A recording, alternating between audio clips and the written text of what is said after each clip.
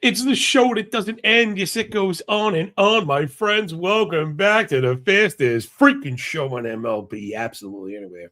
With your boy. With your fucking boy, yo, Big Johnny Stud, coming to you worldwide, Brooklyn, New York, as always. Coming out the damn chair, as always. Holy crap. Everything is up and running. Trains running on schedule, as always. A little bit behind schedule today. I was doing a NFL draft last night. You can check that bitch out. Came through at the very end and hit that Jadeveon Price 25-1 on the way out the door at the Seahawks. That was too sweet. All right. Who am I? I'm your host. Follow me up on Twitter at John Lagaza Flow, sharper than a damn razor. Same handle over on Substack, where $2 a week makes all your dreams come true. Brian Rose up in the bitch. Good morning, Carew. Underwater Trades. Happy Freaky Friday. A freaky dicky. Would be a day without Jeff L.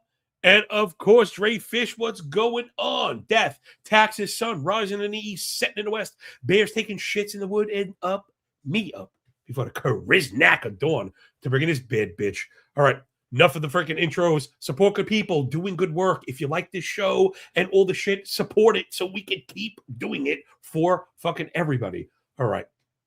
Enough of me fucking shaking my hoo-has trying to get people to follow me into the champagne room. It's the best part of waking up. Pitching sheets in the mug. Jason, I see you. Good morning, brother. Leave your comments below. Please hit the like button. I'll circle back at the end. We've got a lot of work to do. Okay, let's. How far can I make it into this shit before it derails? I put so much effort into making sure everything was together, making sure everything was formatted properly. Although, since I didn't do anything last night and did everything at once, it actually lowers the percentage for failure. So we got 15 games. Everything is late. We're going to do the thing we do, try and blow through it just about as fast as possible. I'm going to start with the board and work backwards. That's been the path to the quickest show, and I've got my timer up. Here we go. Framber Valdez and the Detroit Tigres leaving Motor City on the way to Cincinnati to face Andrew Abbott and the Redlegs, plus 114 for the home squad. Abbott's been a little bit of a disaster. All the fantasy honks doing their victory laps. The underpinning stuff was scary. Framber Valdez, pretty much an ace. The K stuff has disappeared, but I really wouldn't worry. Inducing chases, he's doing his thing. He's a ground ball guy. I was worried a little bit about the defense behind him. Hasn't been that bad so far. Framber's also a beast, and I think he could get more strikeouts and whiffs if he really wanted to. When we cite offense, we're going to be using year-to-date for lefties, last 2 weeks for righties. Again, you get all this shit when you sign up XWOBA, XWOBAcon, time split, and handed split. You fucking find this shit for $2 a week. Yeah, good fucking luck with that. So you see the teams in red. They're facing lefties. This year, Detroit good approach, too passive. Lots of line drive, gotten power. Maybe we're putting them in the left-handed sellout bin. A little bit better than we thought. Their best hitters are lefties. If they're going to hit lefties, Tigers' offense is going to be good. Reds just not doing it. They've hit some home runs and a couple of walks, but it's really kind of ugly, right? Too passive, too many Ks, not swinging or hitting for average, not enough other extra base hits that are not long balls. Of course, if that's your attack plan against Framber, you're probably going to be in trouble. Detroit bullpen has been a bit of a disaster. Reds been able to kind of piecemeal this shit together. So I think I'm with the algo. I don't know, what do we call it? The margin of victory that we have modeled is the same full game as F5, and I'm not sure we have a bullpen edge. So I think we're going to shorten this one to F5.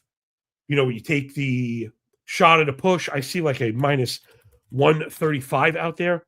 So I'm going to be all about that. Providing, let me just check real quick, there isn't a crazy tax on it. No, it's actually gone a little bit cheaper. A little bit of money is coming on the red. So I got Detroit F5 minus 125 for the T-Rays, and we're going to move it on. Next up, Brian Bellissimo. He's on the bump for the Red Laundry. They're 102 underdogs on the road in B-More to face Brandon Young, my boy Brandon Young, and the Blackbirds in orange vests. This one I think goes one of two ways. This is either a total shootout. You see the 9 total up there. A little bit weird if that's the case. It happens, but we don't often get 4.5 F5 to a 9 on the full game. All right, that one's actually jumped up to a 5. I got that in real time. Look at this. Beautiful. Right in real fucking time, baby. So, man, I hate falling for the same shit over and over again, but I've been pumping Young because it was a lot to like.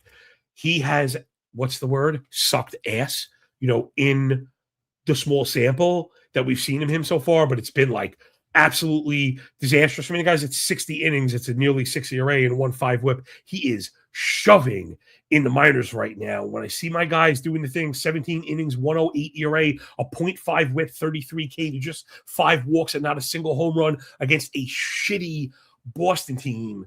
I know this is a debut, but I think we've got them every way. I mean, the Boston offense has freaking stunk. Boston last 2 weeks versus righties, batting .238 with a .610 OPS, .051 ISO. Baltimore not too much better, but they've definitely been better. Hard hit, pulled balls, plus lack of chase and taking walks against Bayo. I think that's the winning plan. Both bullpens have been good, so maybe we want to be careful with the 9. Man, I don't know. I'm debating if I want the at-bats and the bullpen. I'm not really sure about the distance from Young. So let's just assume we're going to go after Bayo as the fail point. Give me the F5 for Baltimore. I wonder if we're even getting a discount on that bitch. Baltimore's minus 122. That's a live F5 line. I think that's where I'm at, right? Bayo's been really, really bad. I still got 40 seconds on the clock. I'm really trying to streamline the show. 15 games, a lot of work. Holler if you hear me, right? Big Papa Pump got your fucking hookup, yo. Yo, Jeff, that don't work for me, brother. Around here, we go out looking up at the lights. If you know, you know. Bayo 6 3/4 ERA, and Young's been really good from what we've seen of him. Underpinning stuff, not too impressive, but again, it's just 5 innings. I'm hoping, right, that this doesn't turn into the first inning 3-run homer. Boston, like I said, was already kind of struggling, and they're going to be missing Anthony. I think you're going to get an IL stint. Once you get that like second or third day with the back, I don't think they want to have not say rupture, but have the re-aggravation. So give me Baltimore, and we're going to move it on. Gavin Williams on the bump for the Guards. On the road north of the border against Old Blue Eye, chairman of the board, Max Scherzer, going for Toronto. I always liked Williams, and maybe we're getting the breakout. You could see the season 2.12 ERA, 101 whip. Indicators are digging it. The control's been bad, but don't buy a 15% walk with a 36 ball, right? Leave that to the fucking filter queen. 36.5 ball is not going to get you 15 walk. He's going to clean it up. He's just been falling behind. You got to go wheels up for Gavin Williams. Max Scherzer, could this be the end of the road? He's generally been good when on the bump. That hasn't been the case this season. Eventually, Father Time comes for us all. I still think the old man's got a little bit left in the tank, but that might have more to do with the Cleveland offense. You could see they haven't really done shit or shinola. Last 2 weeks, nearly 335 plate appearances against righties. Good approach, but too passive. You get pulls, but not a lot of power. This is like the Jose Ramirez. He's now teaching that to Brian Rocchio. Again, you don't need hulking power, barrel rates and shit if you pull your line drives and can elevate that shit. You're going to get it against Max? Probably. He's pitching up in the zone. So I definitely like the Guards today. Toronto offense, definitely better than the Guardians, no question, but a little bit of pressing going on here. Overly aggressive, chasing out of the zone, not taking walks, and not translating to barrels. This is not the iteration of the Toronto offense I'm really looking to back. Toronto bullpen has been a super strong suit last 2 weeks, and that's with the kind of Hoffman struggle. So I really like Varland. I like some of the talent out there. Now, this might be another one where maybe with the edge, looking to get the starter, maybe I like the F5s again. This one we're getting plus money. I got a plus 107 on the Gavin Williams stuff, F5. That's the play I like.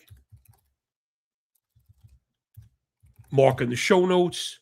Again, we're making really great time. Please People support good people doing good work. You get all the data that you see up on the Substack. It's all sortable, plus fantasy stuff. There's even stuff that you don't see if you're looking up at the screen. We do base props and now a focus on these hit run ribbies, which again I have to take my L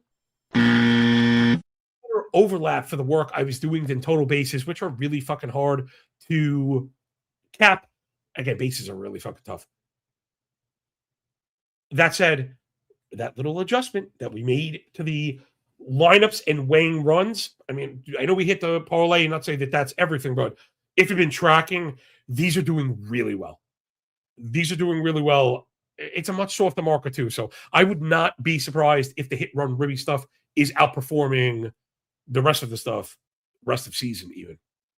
Okay, so give me Gavin against the Bluebirds, and let's moving on up to the east side, where Michael Lorenzen and the Rocky Roads are going to try and get a piece of the pie. Mets almost fucking coughed it up yesterday, you motherfuckers. I chose the Mets in a high stakes Survivor League. It was like fucking 15K on the line here. And I went with the Mets. Me and my buddy have 2 entries, and we needed double picks. We ddidn't want to overlap. The Mets were the 4th team, and away we go. Oh man, it's a fucking wild ride, man. So we got, remember, and I mentioned Rocky Road for a reason. Rocky's leaving the altitude. That shit gets hairy. Not going to be looking for much for them with Lorenzen on the bump against Peralta, minus 227 favorite on the Mets side. Should the Mets be a 225 favorite to fucking anybody right now? I'm not really so sure. Caleb G, I see John the GOAT. Yo, I respect this. Yo, this is freaking awesome. Again, I'm such a fucking sap and a mush. But here I am. Like, I am pushing time, right? I'm telling you my work is worth your time. So when you express your appreciation through time, it means a lot to me. Again, I'm not a fucking bullshit artist. So I think Lorenzen is F in the A. This year, it's been brutal, nearly 8 ERA. Peralta's been great despite the 4 ERA. Approach is strong. Command has been good enough for him. And I think once he starts winning in the zone a little bit more with the good swinging strike rate, Peralta is going to be awesome. Again, I'm a little bit worried about the Rockies' offense leaving the altitude, already striking out too much. That's where the big problem comes in, right? You chase with the way the fucking ball is moving or whatever. Mets offense fucking sucks. But they have scored runs, right? The last couple days, we're starting to see some ticking up here. Zone contact, pulled and fly ball rates, hard hit rates, and a couple barrels. Don't look now. Mets getting up off the bat. Oh, yes. So keep an eye on the fucking Mets. They're obviously talented. Juan Soto is back. They were never going to be that bad for that long. I mean, Mets have him every which way. Rocky's bullpen has actually been very good this year. They collapsed yesterday, and I wonder if that's like the beginning of the end. I mean, this one in 6 million words or less feels like Mets run line or nothing. Even that, well, okay. It is, the answer is Mets run line only because that run is being offered to us. Here we go. Big no style, just really quick, because it's a question that I get all the time. How do we kind of determine when to execute money line versus run line and not to cop out unless there's a major signal in your analysis or the model? It just comes down to the price. Minus 227 money line, you're going to have a hard time justifying that. Forget the Mets. But the fact of the matter is, to get the cover, you're getting 125 cents. So minus 225 over to a plus 100 is just worth the run. You go for it. Again, there's a good chance. Mets ascending, Rockies descending. You know, Mets in a great spot to fucking kick some anus today. Again, I just really like the price. I was surprised. I was expecting minus 140, where I was going to give you the old, go fuck yourself. All right. Next up, Taj Mahal Bradley on the bump for the Twinks on the road down in South Florida to face the Flat fucking Fish and Drew Rasmussen. Man, model all blue. We're not expecting a lot of runs. Total set at 4 and 7.5. And we're still to the under, right? I've got 2 1s on the front end, 4 3s on the back end, if that. Remember, that's your mean outcome distribution curve where there's a lot on the fucking ass end there. You know, we've got 2 really effective pitchers on a per inning basis. Taj Mahal doing the fucking breakout thing. He's been fantastic. If he starts to get ahead of hitters, there's a whole nother level. Rasmussen's always been really good on a per inning basis. It's just a matter of when the fucking health kicks in. Not to put the negative shit into the fucking universe like that, but it's the truth. Check out the last 2 weeks. Both of these offenses not any good. The Twins were running hot. We knew they were going to fucking collapse. You could see that kind of reflected. It's gross, just across the board. It's too many Ks while being passive, not hitting the ball hard, no extra base hits. Twins, again, to a man, not very good. Rays, same difference. Good discipline while passive, but ground ball machines and just zero power while in the trop. They're just not a threat. Far as the bullpens go, neither one really good. So I'd probably be pumping the brakes on that under full game. They still may get there, but let's be honest, right? That part of that calculus, when we're talking totals, should be distance. Rasmussen and Bradley, not necessarily like 6 and 7 inning type of guys. So, oh man, I don't know. I'm fucking caught here. I was grooving, and I don't want to waste time. I like the Twins to win. I've got the model for the win. I really like Bradley. I think that's a decent F5 bet. I want to check a price, though, of course. Minus 105 on the F5. I really did not want to pay any juice. It's only 5 cents. Minus 125 for the full game, but the Rays bullpen, as well as the Twins, has really been, man, it's been a little bit of a nightmare. But Twins, if I'm not mistaken, the Rays, if I'm not mistaken, have been a little bit better as of late. I never thought Baker was a trash can, but you're giving up home runs. When you give up homers at the back end, you're gonna fucking pay the piper. So yeah, I'm just gonna avoid all of the uncertainty. Give me Twinks F5.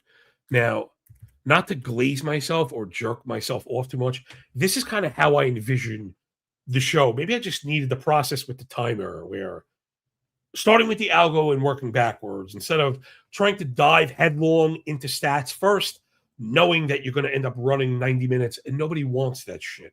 Feel free to hit me up with questions on socials. I was even thinking about if I can shorten this show where it's palatable, maybe getting a second exclusive audio pod later in the day, would just be a podcast. Those are easier to record, much easier for me to sit and rip. And even if it's like 5 or 10 minutes, maybe add a little more value. I have to see how this kind of pans out.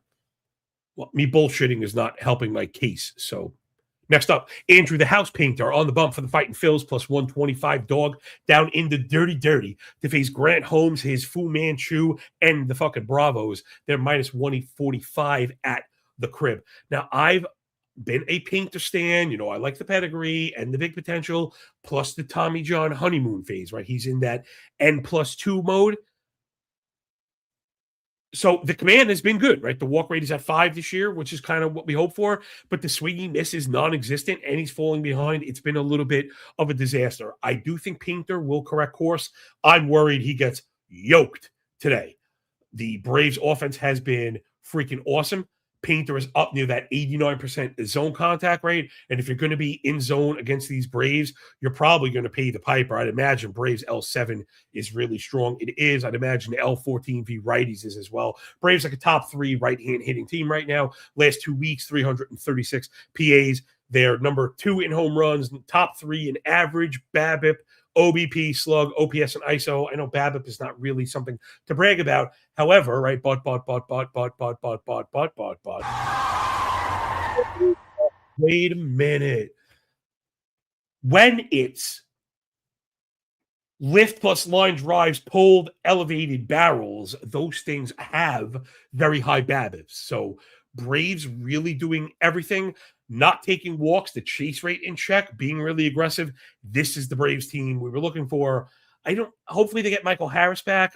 Not to say he's going to totally swing a model here. Anyway, flip side, Grant Holmes been good. I also think he's very good on a per inning basis returning from the injury. He could be a little bit wild at times. He's been able to get out of it. I'm curious what the ground ball rate is this year. It's just 41. Thought it'd be higher. He's been very good up and down, creating tons of pop-ups. He's a very unique pitcher. but it's worked. And as much as I like the Phils and think they're extremely talented, especially up front, they just haven't gotten it going. They are out of the zone and not taking walks, and this team is not that. They're slow, right? It's a slow team. So this is the stuff we talk about all the time when we build in floors and production. This is like the anti-Nationals build, right? It's all muscle. Not going to work when you're not making contact chasing out of the zone. Phillies need to fucking rein in the O swing. Until that happens, you're basically fading them. It's a huge fail point. Now, are they going to translate some of those high four-seamers that have been pop-ups at the homers? I don't know. Maybe. Market thinks probably, right? Totals at 5 and 9. Braves minus 145. I've got him a little short of that on the fair market, but you do have to include the home bias tax on the favorite. Phillies also have the emoji. When you see the frying pan emoji, that's your cooked bull. Check the cooked bullpen report. You see the tab at the bottom. Phillies, Brad Keller, 2 of 3. Alvarado, 2 of 3. Kirkering, 2 of 3. Tanner Banks threw 41 pitches, so he's probably not going. Oh, I think the Banks was either back-to-back or 2 of 3. Hold on one second. I'm going to check it for you right now. That's incomplete. I have it right here. 1 second. Shit. All right, I'll take that as a mistake. I'm going to take a cold strike. I'll take one fucking punch out for that one. But, I don't want to eat. I don't want to. Correct. Okay, Tanner Banks was 2 of 3. 41 pitches. Again, I fixed these things in real time. You see it, and that's how it goes. But again, the Cook bullpen report, again, not to auto glaze. There's definitely something to this. Understanding bullpen utilization, I would even go so far as to say it's probably the least understood part of handicapping, right? Listen to all the baseball stuff out there. Not that anybody fucking does this shit. Nobody's talking about bullpen uses outside, of course, of Kyle and Toast, right, on the Source Network. So make sure their midnight stream plus this bitch, you're the most fucking prepped game there is. Brian Elfring up in there with the good morning. Underwater Trade says, seems like the Braves can't lose. Phillies can't win yet. It feels that way. Tyler Markham, what's going on, man? You damn thief. Up in the bitch. Have to just shout out all the people. Love you, Joe. This is not madness. This is Sparta! Damn right it is.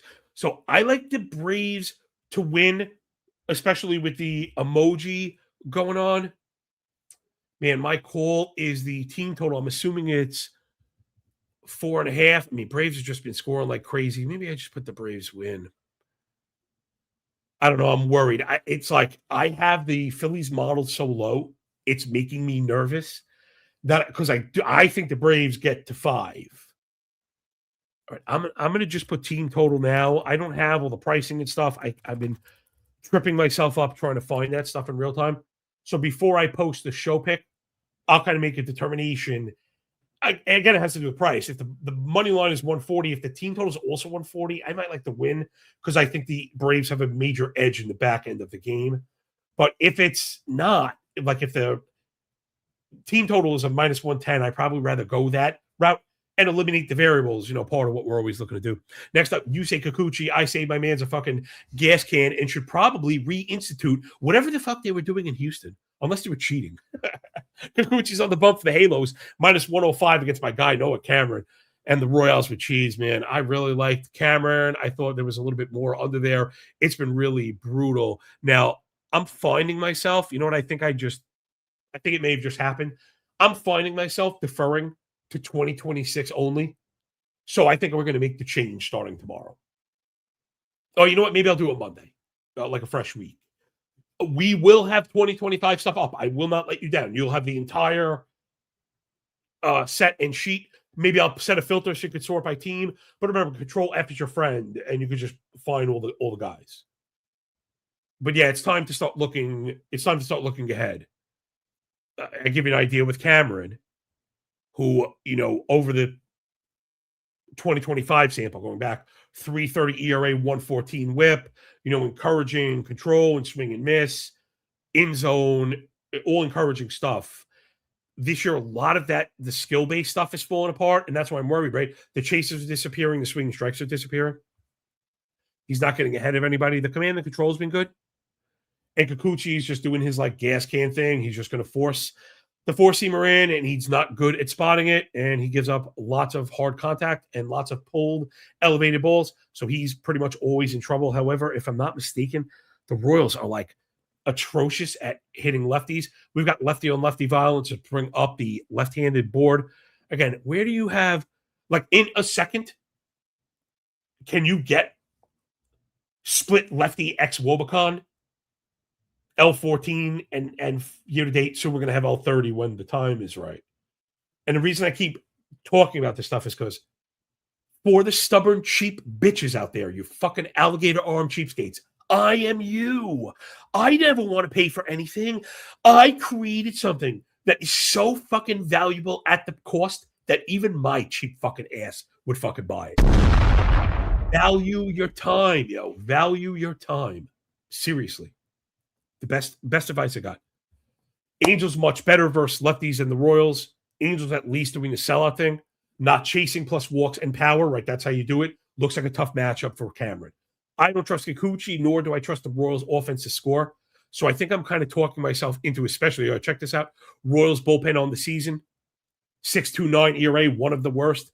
35 in the third last 2 weeks, 6.6 ERA, 1.6 whip, 14 walk, 90 zone contact, 50 hard hit, and nearly 2 home runs per 9. Oh my God. LA team total, plus we're on the road and we get the 9 frames. That one kind of, not saying I don't need to see a price there. But again, when it comes to the team totals, I have to leave it blank because I was literally using up. I would listen back and be like, I spent like 6 minutes, or think about like 10% of the show trying to price find team totals. Shout out my guy Dream with the big help for the wager talk board. That's why I've been able to deliver the 3.5s. But like because maybe it's updating or whatever the hell is going on with my Google settings, it can be a little bit slow. So yeah, we've got LA modeled up at 4 2/3 runs, and I think that's it. Like I said, I don't trust the Royals offense, so I do think the Angels win. But do we really want to bet on Kikuchi? My answer is like a clear and definitive and unequivocal no. Next up, Miles Michaelis on the bump for the Nacionals, plus 105 dog on the road against Eric Fetty-Wap and the Pale Hose. I don't know. This is like runs or nothing. This is another one I really, really, really wish. Let me see if I could find it really quick because I want them both. So I'm going to forego the analysis of 2 crappy pitchers with 2 offenses that are better than like the public narrates them for, let's say. And so I have a couple of questions. So what price is the 9 and what price is the 9.5? Then I'm curious if any of the team totals might be, like I said, I don't think they're 3.5, but if they're a good 4.5. So the Nats would be that. Nats are 4.5 minus 107. However, right, but let's get a definitive on the starting pitcher. Eric Fetty came down, and I don't know the days. I don't want like Noah Schultz, and I don't even know if I want like the Grant Taylor 2 innings or whatever, right? They've been talking about stretching him out a little bit. So let's pump the brakes on this one. The bet I would really like is trying to get over on the 8.5. But even that's not listed on my bookie because they boosted to 9.5. So the overs they're offering is 9. So yeah, I'm going to tentative.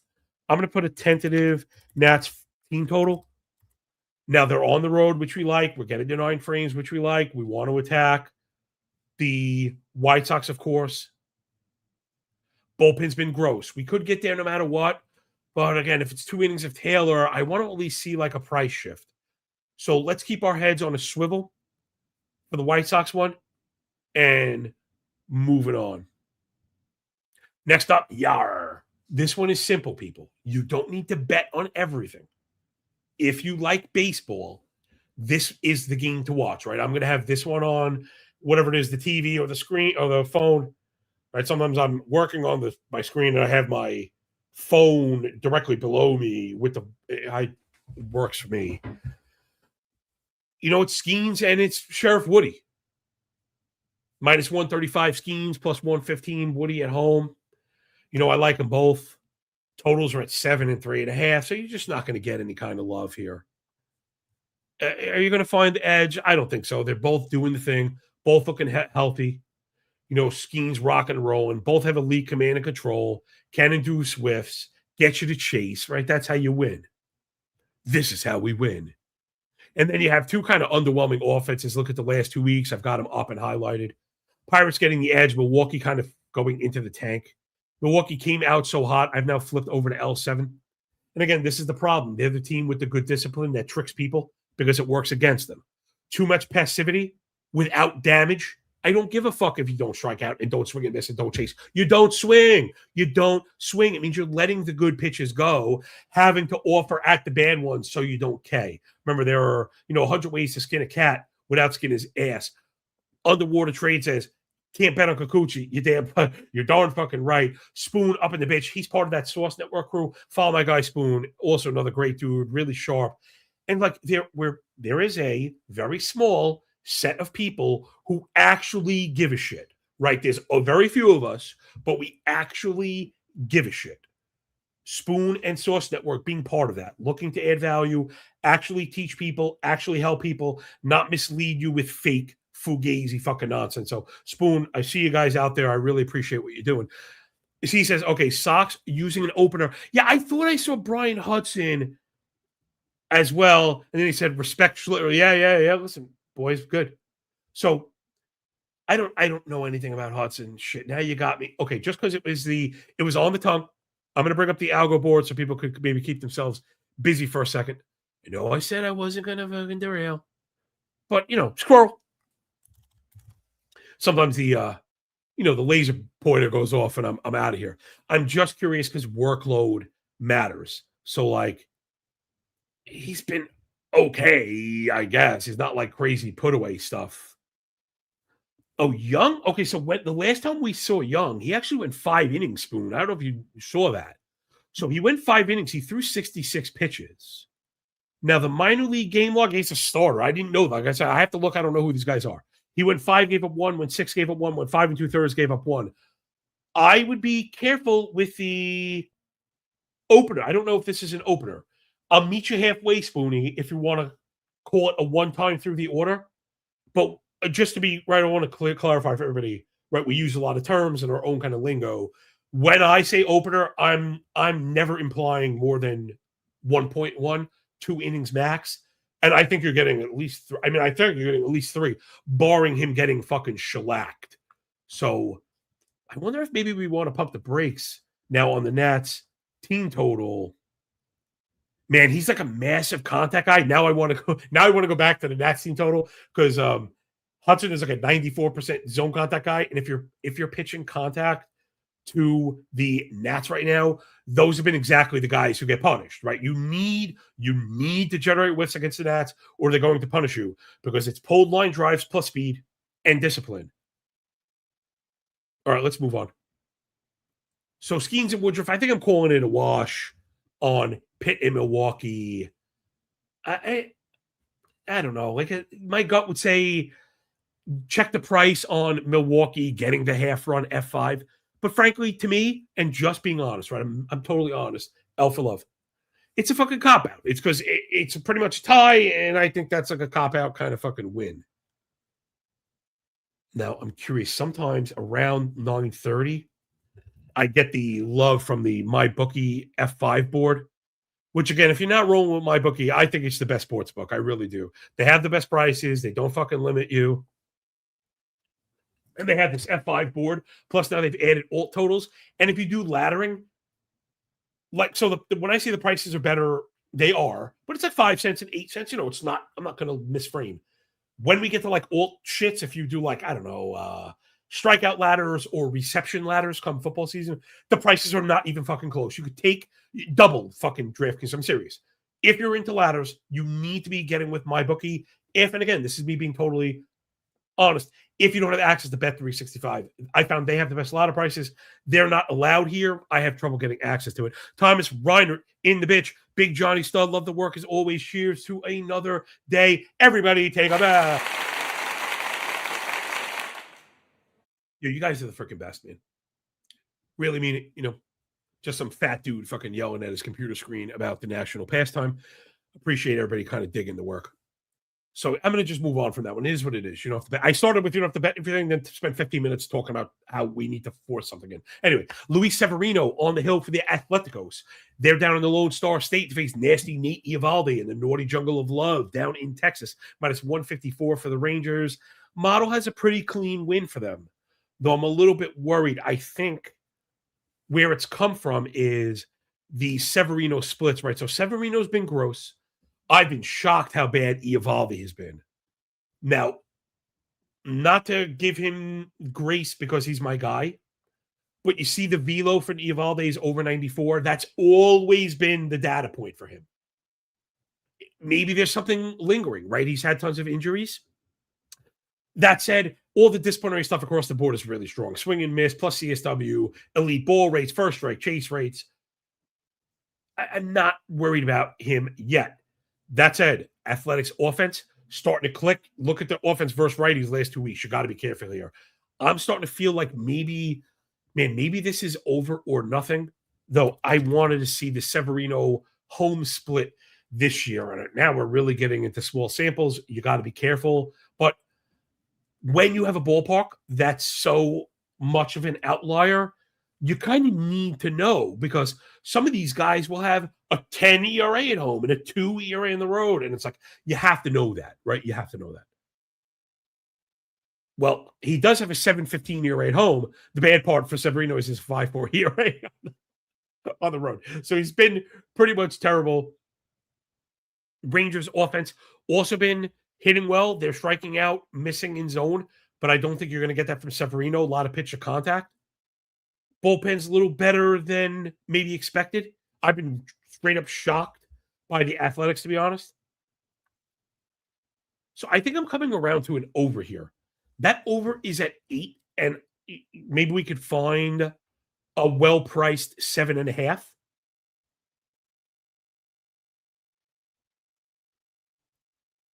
Maybe not, because I'm seeing 8.5 even. So let's go 08, which I could have swore I just saw 08. And like a minus 112. I don't want to lie. I hate misframing. 1 second, full game. Because that might make the difference for me. Okay, I get 08 now. It's moving to minus 118. I wonder if someone is smashing this shit in fucking real time, you damn scoundrels. So let's go Athletics in Texas. FG 08.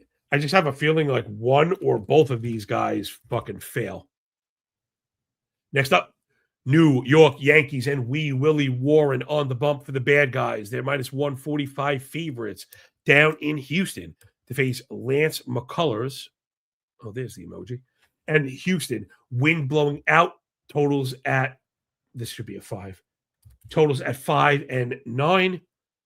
I mean, Warren has been brilliant. I'm worried that this is not like the truth. That said, the indicators are loving him. The major hangup would be not inducing chases, but he's getting all the cold stuff over. The sequencing has been just incredible. And then he's keeping it down and suppressing contact, ball in the yard. Warren doing a little bit of everything. McCullers, since that like great start, it's kind of falling apart. I don't think of him as a gas can. I'm not going to name names, but I know one really, really sharp fantasy analyst who thinks he's like trash.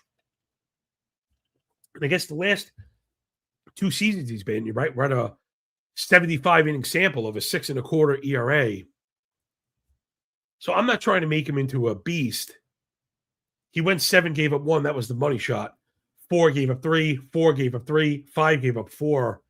Walked at least 2 batters in each of the last 3. 3 batters in 2 of the last 3. Hasn't struck out more than 4 batters in any of the last 3 as well. 4 in each of those, by the way. So, yeah, you got to, I mean, how do you not like the Yankees? What's the fail point? Houston offense has been fucking outrageous. Now, they're coming down to earth a little bit last 7. But the things that make you good are still there. So I'm not sure I'm ready to sell it yet. What do we talk about? low chase rate, high contact, low Ks, pull plus elevation, hard hit balls. And they're hitting home runs. They just don't run. Again, nowadays you have to fucking run. It is like the biggest thing. Underwater trades, throwing it back. Appreciate the time I put in. You stud you. Big Spoon 2, yes. All y'all. Now, you damn thief says, can't put 365. Limited them after they smoked me on props. Yeah, that would be the bugaboo. I would say this, and I know this is probably, I don't know, is it low IQ, minus EV or shifty? Save it for the lotto parlays. So, like, this sucks. I hate admitting being a fucking asshole, but avoiding limits is part of this thing of ours. So, basically, I would identify the props that I love. If you're unfamiliar, listen, the subscription also gets you, we do NFL game modeling, every week projections for every fucking game, optimals for the DFS shit. Like, literally, I can't do more. Plus all the really advanced stuff. EPA per dropback differential, pass yards per play, yards per pass play differential, L4. Like, again, I'm really fucking hammering shit. So I would identify the play that I like. I would actually eat a little bit of the EV, right? Eat some of the fucking CLV, eat some of the potential profit, and play the straights elsewhere. And save the lottery plays for them. Because you got to over the second you beat them, they're going to limit you. That's why they have such great prices. But if you crack it, right? If you land the fucking forearm right on the button with the lotto parlay, if you can hit him for fucking 25K or 30 fucking K on the way out the door, then you know what I mean? Then it's fine. So again, I hate to admit, like, I bet on things at a worse price than are available, which is like just really bad business for me. But I don't know how to grift. Like, I'm not doing that. You know what I mean? We're quite literally the opposite of that. All right, let's get back on track. So to me, I don't know, it's Yankees. Is Yankees team total 4.5? The books are trying to tempt us with the 3.5 on the Astros. That makes me think the Yankees might actually be a damn 5. I'm going to move on after I check this. I just have to look. Sometimes I get these things, you know, the brush fire starts burning, and like I need to know. Yankees 4.5 minus 135. Maybe that's it. I've been basically attacking the Houston bullpen. They've been trash without Hader. So I'm going to put Yankee team total. Again, I don't want to tempt fate with the Houston offense getting to Warren because he's been good, but regression, almost feels like guaranteed. So Yankee team total minus 135, pretty palatable in a game that they're heavily favored, and we're on the road getting the 9th frame. So that's the big bugaboo with the Yankees. You don't want to pay the juice and only get 8 frames as a favorite. Next up, George Kirby, the pickle on the bump for the M's, heavy favorite on the road against Andre Pelante and the Redlegs. I've got a Seattle cover here. I've got this one really not even close. Seattle's offense is starting to click up the last 2 weeks versus righties. That's 400 plate appearances, top 6 in doubles, top 3 in average, top 3 in OBP, top 5 OPS, top 3 in walks, really doing everything. Pulled line drives are the key, reflected in the X-Wobicon. That needs to be the indicator. Again, let's do a fucking lesson for all the people who haven't fucking signed up and why this shit is worth it. X-Wobicon is the single most effective stat to describe damage, right? Better than barrels, better than hard hit. It's better than everything. It kills me. It literally tears apart at the fucking inner workings of my soul when people use X-Woba as a damage metric. X-Woba includes OBA. It's right there in the name. Is on base, which include walks, which is not damage. Teams or players can have elevated X-Wobas with very poor damage metrics. You got to be on the lookout. We love stats, but make sure you fucking understand them and how to use them. Again, what separates us, Uncle Dragon filter queens out there. So you really got to watch. That shit is totally real. It's funny. It's the Dodgers right now, actually, oh no, I'm sorry. This is a flip. Their X-Woba was higher. So who was that? Hold on, I'm squinting because I can't fucking see him because I'm fucking blind. No, we have any examples of a team with a good ex-Woba and a poor. Man, even somebody like the Brewers. You know, the Brewers ex-Woba is average, and if you're using that to model, you're going to have them at about 4.5 runs a game, whatever, 4 or 5, whatever the fuck the number is. But if you're using ex-con weight in there, they're at the bottom of the barrel. They're not doing any damage. Right, so they're walking without damage. I should have thought of that as like a perfect example. Anyway, so Seattle is starting to do all the things, all the predictive stuff we like as leading indicators for offensive success. Again, I think they're very talented. So everyone was LOLing the fucking Mariners. It's like Cal Raleigh, Julio Rodriguez, some fucking awesome, like legit awesome players. It's the St. Louis offense that we should have been expecting the regression, and that's kind of exactly what's fucking happened. Oh man, I just realized I don't have my. Well, that was about my best impression of that. Cardinals offense in the tank, last 14 versus righties. They should get mopped up today. The fail point on the run line is the damn Mariners bullpen. But man, I still think they get it done. I don't want to pay, what the fuck is the price in this damn game? Minus 160, I could get plus 110. I'd rather gamble on the plus 110 and just bet less. So give me the Seattle run line, the cover. I'm feeling froggy. I think with the 9 frames, they kill St. Louis, who, again, I'm really kind of cold on. Next up, Jameson Tyon on the bump for the Baby Bears. They have the bullpen emoji and on the road in Hollywood, always up to no good to face Emmett Sheehan and the Trolley Dodgers. Cubs, Caleb Fieldbar. He pitched. He went out injured, so he blew the save, and he'll be on the IL. They're in trouble. Maybe they're going to turn to Ben Brown, who's been erratic at best. Jacob Webb, 2 of 3. Hobie Milner, back-to-back, plus 3 of 4, probably not available. Riley Martin, 2 of 3. Cubs bullpen in a lot of trouble. Dodgers probably going to get theirs on offense. Tyon is good as an inning eater, but he's pitching to contact, and this is the wrong fucking team. He survived with a 3.97 ERA this year because of the really elevated 88% left on base rate. Not to say that's not going to happen today, but the Dodgers are going to make it extremely difficult. This is probably the best offense in the league. They've killed righties. They've killed lefties. Their lefties hit lefties. Their righties hit lefties. Their righties hit righties. It's a fucking crazy town. So Sheehan is probably the big question mark here. Now, okay, I said no tangents, but we do have some time. Emmett Sheehan is my boy, and this might be determinative, so I'm going to make an exception to pop the hood. Just really quick on Sheehan. He had people concerned after the first outing because the velo was down. I want to check the velo. I want to check the pitch mixes. 585 ERA, 140 whip is all trashola. 13 swing and strike, 29 CSW is strong. 33 chase, 84 zone contact is fucking strong. Too many line drives. The home and the fly ball is out of whack. The BABIP's a little elevated.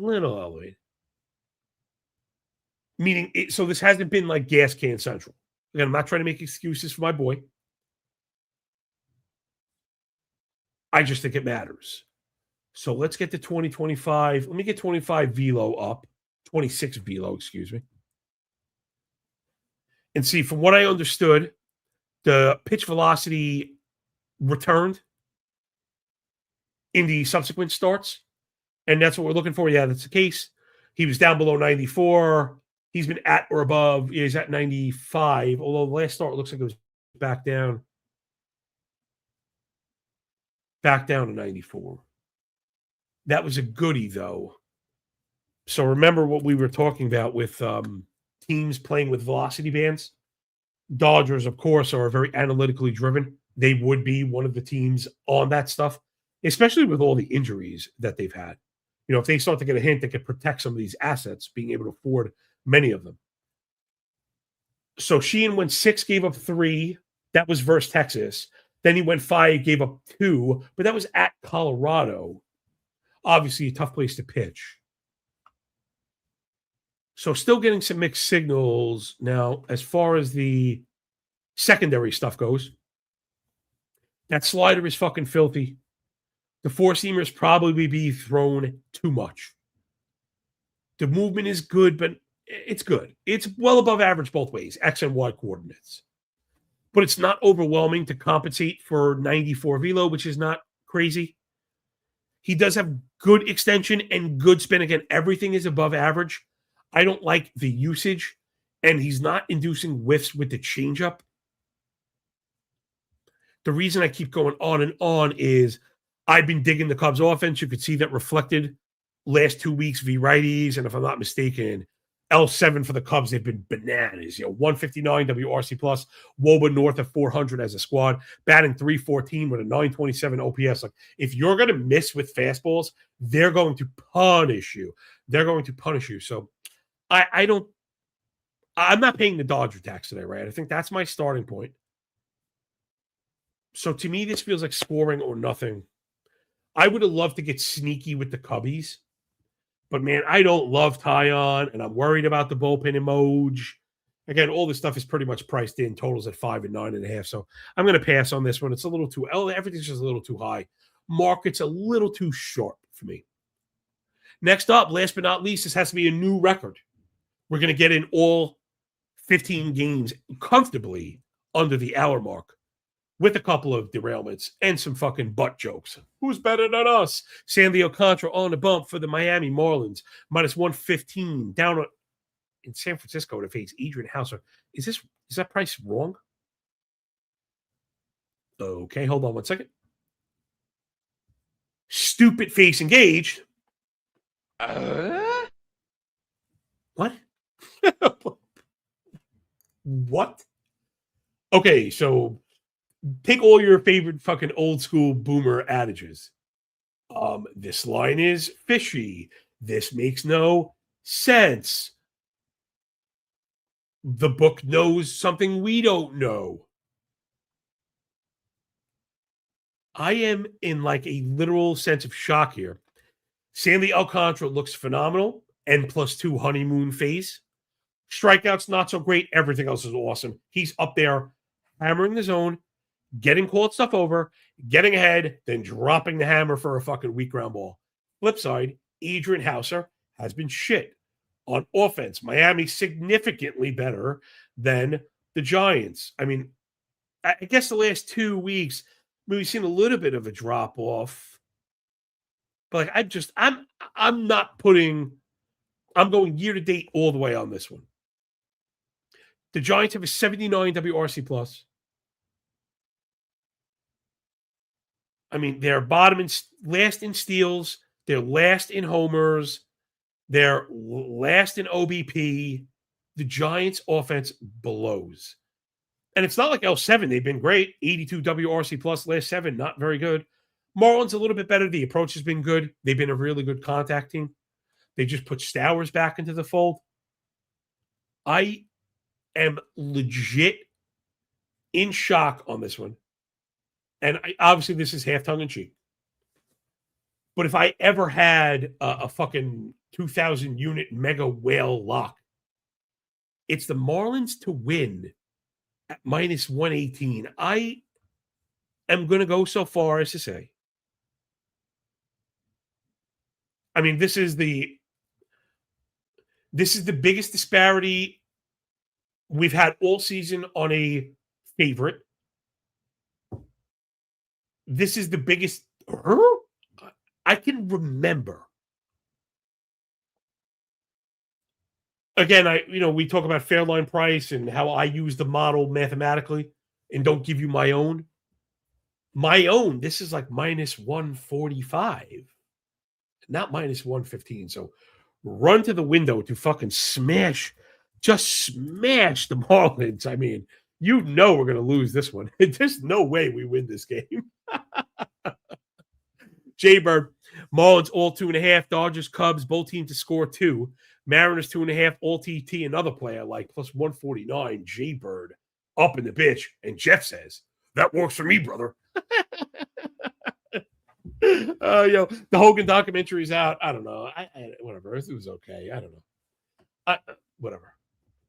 My favorite is the like if you need a laugh, you got to Google Hulk Hogan talking about Andre the Giant farting, and he does the motorboat bit, and it's a fucking pisser. All right, let's get out of here, yo. Appreciate you all. It'll be absolutely anywhere on this Freaky Friday. We'll be back tomorrow, though schedule may be weird. I may rip it early and not live. I have to see. My little guy makes his first communion tomorrow. So if I'm live at 9, it's going to be wham, bam, thank you, ma'am. I may be wearing a fucking 3-piece suit. If not, I may rip it at 8, and I can actually launch it live at 9, so I can keep everybody on schedule, but you just want to have the commenting. I'll make sure I'm going to be very clear. I don't know if people knew that when you see live, it doesn't necessarily mean it's live, and some people hide behind that stuff. So some people rip live things that they discard and then reshoot and rip live stuff that you see the second or third take on. Again, like everything else, it's all a fucking work. Not to bring wrestling too far into this. I tell people this all the time. Understanding wrestling, professional wrestling, this sounds fucking crazy, is 1,000,000% going to further your understanding of politics and society and deception, right? Because it's a deceptive industry. Identifying marks, not being a mark yourself, or knowing when to be a mark. So enjoy the day, enjoy the games. When we're done with the book, enjoy the pay. Have a lovely weekend. Please forgive me if stuff is a little off tomorrow. It's a really big day in my house. But I put you guys first. So I'm going to get up at 5 o'clock. I'll work through the night if I have to, but just cut me a little bit of slack if I need it. I appreciate you all. Everyone have a wonderful day. Underwater Traces. Cheers to the little guy. Yo, man, means the world. Thank you so very much, everyone. Remember, when you work this freaking hard, man, the winning feels a lot less like luck, yo. Peace out.